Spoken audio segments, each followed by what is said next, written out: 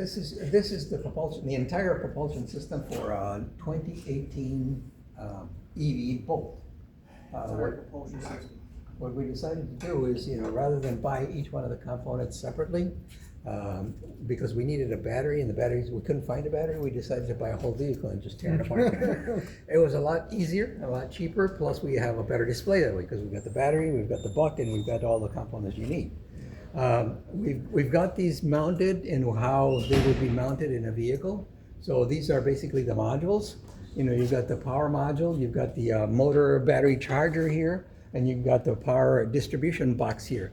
The power distribution box obviously has all the cables, because that's what monitors all of the high voltage power going to anything that requires high voltage.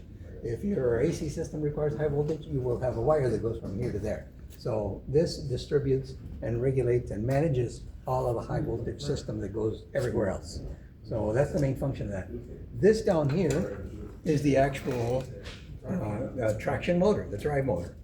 You can call it traction motor, you can call it drive motor, you can call it electric motor, but it's basically the same thing. It's basically for the purpose of moving the wheels.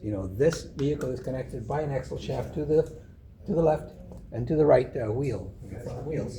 And so this particular vehicle would have been a front wheel drive, two-wheel drive vehicle, because it's got torque to both wheels via the two axle shafts that come out of the traction motor. Okay. Like Tom was saying, about one motor can drive both wheels. Yes. Now, if you needed to do something else to drive the other, then you would need a mechanical link to the other. Yeah. Traction motor. This unit right here. This unit right here. It's the same thing.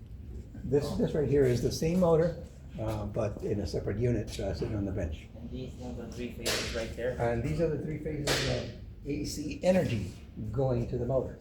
If you recall, when the energy leaves the battery pack, it comes out in DC form.